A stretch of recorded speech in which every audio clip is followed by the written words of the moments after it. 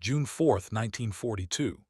5:17 a.m. somewhere over the endless Pacific near Midway Atoll. The sky is a restless gray, sheets of rain lashing against the fragile hull of the PBY Catalina. You can almost feel the freezing wind tearing at the fabric of the canvas cockpit. Below, the ocean stretches like a dark, liquid desert, its surface broken only by the occasional frothing wave. Lieutenant John Murphy, pilot of Patrol Squadron 6, squints through the rain-streaked glass. His crew, Ensign Robert Bob Harrison at the radio, Gunner Sam Thompson scanning the horizon, are tense, their hands gripping instruments slick with condensation. Every sound is amplified in the near silence. The drone of the twin engines, the slap of water against the hull, the occasional crackle of static from the radio. Murphy's orders are clear. Find the Japanese carrier fleet before the main U.S. strike groups arrive. But how do you hunt shadows across 100 miles of storm-tossed ocean? Every minute wasted could cost hundreds of planes, thousands of men. A distant flicker of movement. Murphy freezes. He leans closer. Could it be? "Look," Thompson shouts, pointing. A thin, dark silhouette on the horizon, too small yet unmistakable, the first glint of the Japanese fleet. The plane shakes under a sudden gust and Murphy fights to steady it. Harrison's fingers fly over the radio, sending coordinates into the ether. Every second stretches like a lifetime. The crew exchanges tense glances. They all know the stakes. If this report fails, the coming attack could be blind, aimless, devastating. And then it hits Murphy. This is it, the moment that could decide the fate of the Pacific. But can a single, slow-flying Catalina really make a difference against an entire armada of carriers, battleships, and aircraft? The rain does not let up. The Catalina pitches, shivering against the rising wind. Below, the ocean swells like a living thing, hiding the Japanese carriers in a cloak of mist. You can almost feel the tension pressing in, thick as the damp air in the cockpit. Ensign Harrison grips the radio microphone like it's a lifeline. "Coordinates are going out, repeat. Coordinates are going out," he says, voice tight. But the static is relentless, snapping, crackling, threatening to swallow every word. The crew knows this is more than just sending a message. It is threading a single fragile lifeline through a storm to guide hundreds of planes to their target. Meanwhile, Murphy maneuvers the PBY closer. He can see it now, the looming silhouettes of Akagi, Kaga, and Soryu. Aircraft decks slick with rain, their planes lined like predators waiting to strike. For a moment, he catches a glint of armor-piercing potential, the deadly elegance of the Japanese war machine in formation. Thompson's eyes widen. "They see us," he whispers, though no one can hear over the engines. And yet Murphy knows they are dangerously exposed. This slow, lumbering scout is nothing against the enemy's fighters, nothing against the gunners atop the carriers. One misstep, one stray tracer, and they could all be gone before the strike even begins. Harrison's fingers are numb, yet they fly across the radio dials. He double-checks the frequencies. One chance, one report, one PBY against the full might of the Japanese fleet. Then suddenly, a shape appears on the horizon. 0 fighters buzzing in formation, slicing toward them. Thompson ducks instinctively, gun raised, heart in his throat. Murphy's hands tighten on the yoke, pushing the Catalina into evasive maneuvers. The slow plane lumbers but responds, a dance of survival above the Pacific. And in that moment, the impossible becomes clear. These tiny, exposed eyes, Murphy, Harrison, Thompson, will be the first to spot what no admiral on either side has yet seen. They hold the power to turn disbelief into awe. But will their report reach the strike groups in time? Before the carriers launch their own deadly counterattack, the Catalina shakes violently, rain and wind battering every surface. Murphy squints through the storm, his eyes scanning the gray horizon for any sign of pursuit. The Japanese fleet is massive, sprawling across miles of open water, each carrier a fortress bristling with planes ready to strike. Below, the ocean rumbles, each wave threatening to toss the Catalina like a toy. Harrison's voice cracks over the radio.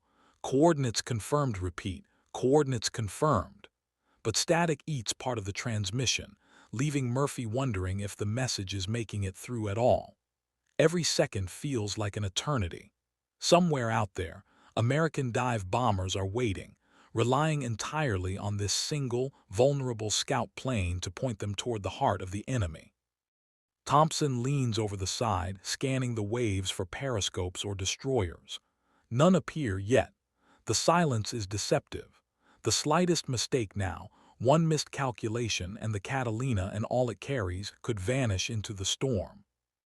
Murphy's thoughts drift for a moment to the men in the planes that will soon arrive, the dive bombers of USS Enterprise and USS Hornet. Every life in those squadrons hinges on the accuracy of his report. He tightens his grip on the yoke. The plane dips into a sudden gust. The metal groans. For a heartbeat, it feels as though the ocean itself wants to swallow them whole. Then a faint signal, a brief acknowledgement from the fleet above Midway. It's enough. Enough to confirm that the dive bombers are plotting a course. Enough to give Murphy a flicker of hope. But the real danger is only beginning. For the Japanese pilots are now aware of the scout plane. Shadows appear on the horizon, fast, sleek Zero fighters, engines screaming, cutting across the sky like knives. Murphy can almost hear the anticipation in their roar. Death is coming, and it is fast. In this crucible of storm and steel, Murphy and his crew face a choice. Run for their lives and lose the advantage, or hold steady, guide the bombers and risk everything. Will they survive long enough to see the attack launched? Or will the Pacific claim the smallest eyes that hold the fate of thousands? The Catalina lumbers on, engines whining, rain plastering every surface, wings slicing through mist like knives. Murphy's knuckles are white on the controls, but he doesn't flinch. Ahead, the Japanese carriers loom larger now, the slick decks glistening under stormy light. Every deck, every anti-aircraft gun seems poised to annihilate them. Harrison's voice is steady, almost robotic now, transmitting final adjustments to the coordinates. Target fix, bearing 45, repeat, bearing 45. Murphy can see the subtle shift of tension in Thompson's shoulders, the silent acknowledgement that they are the lifeline of this entire strike. Without them, the dive bombers will fly blind, their precision lost to chance. Then it happens, a distant thrum, low at first. Then growing, the engines of SBD dauntless dive bombers slicing through the storm. The first silhouettes emerge above the clouds, wings cutting toward the horizon, guided only by the coordinates Murphy's crew has risked everything to send. You can almost feel the collective heartbeat of the U.S. Navy rising with them. Murphy watches, awe and terror colliding in his chest, as the planes drop into formation. Every dive bomber is a streak of determination and steel, hurtling toward the Japanese fleet, and every second counts. The Catalina is still exposed, still fragile, but for the first time, the impossible begins to feel real. This single scout plane has changed the battlefield. Below, on the decks of the Japanese carriers, alarms ring out. Pilots scramble, gunners rush to their posts, but it's already too late. The dauntless squadrons, invisible moments ago, are diving from above, guided by coordinates that were carried through the storm by 3 determined men in a fragile PBY Catalina. And in that instant, Murphy realizes something profound. The smallest eyes, the slowest plane, the quietest crew have achieved what no fleet of admirals could plan. They have become the pivot on which the entire battle turns. But the storm is far from over. Anti-aircraft fire begins to roar, tracer rounds streak across gray skies. The dive bombers are committed, but can they survive the hailstorm of Japanese retaliation long enough to strike? The roar of anti-aircraft guns shakes the Catalina to its core. Murphy fights to keep the plane steady, the engine screaming in protest. Below, bursts of orange and black explode against the gray ocean, shrapnel from the Japanese ships raining skyward. Each flash could be the last glimpse of life for the scout and its crew. Thompson ducks instinctively as tracer rounds cut across the cockpit, his hands gripping the machine gun, but too late to fire.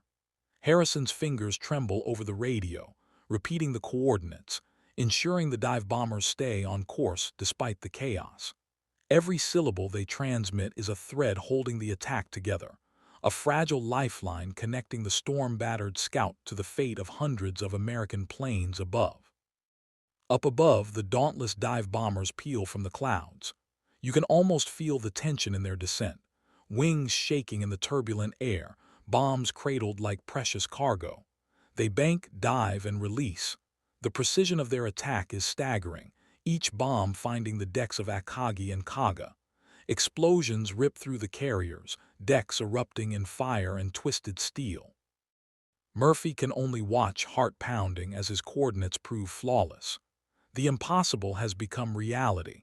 The attack is surgical, devastating, and it all began with 3 men in a fragile, rain-lashed Catalina.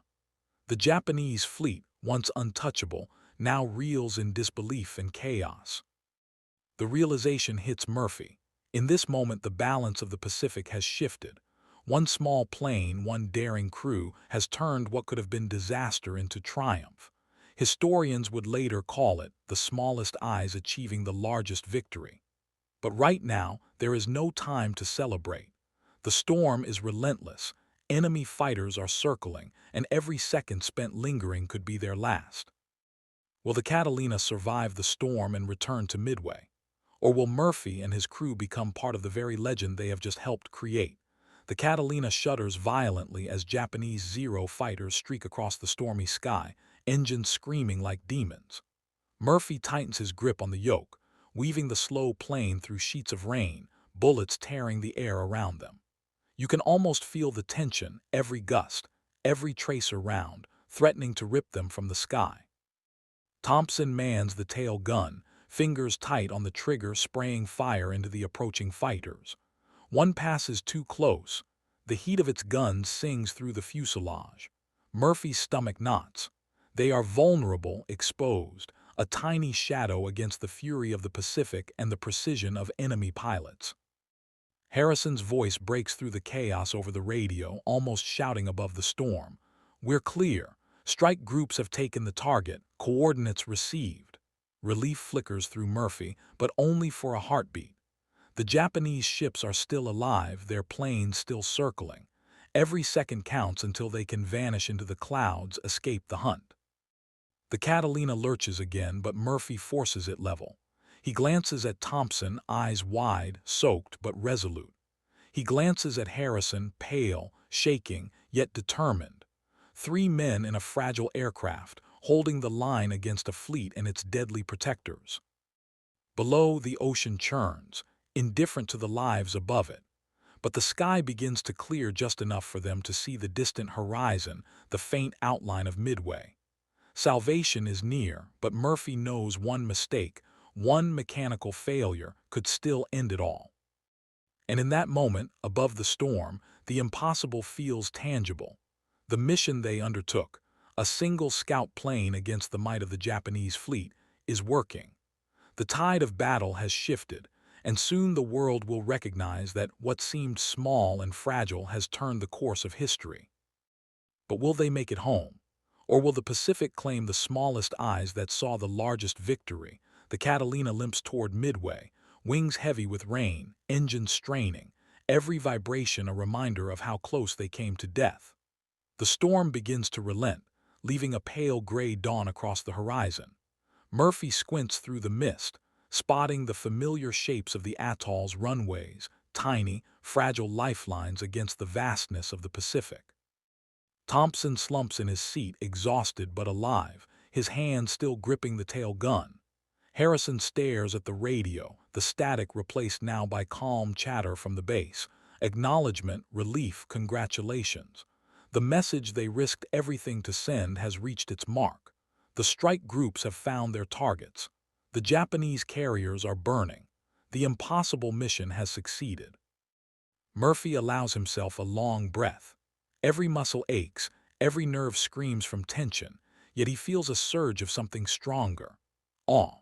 Awe at the precision of the dive bombers above, awe at the sheer luck and skill that carried them through, Awe at the realization that 3 men in one slow PBY Catalina changed the course of a battle, maybe even the war. Back on the deck at Midway, mechanics rush toward the returning plane, checking the engines, the hull, the guns. Murphy climbs out, rain dripping from his hat, eyes scanning the horizon where the smoke from the Japanese carriers still curls upward. Around him, sailors exchange wide-eyed glances.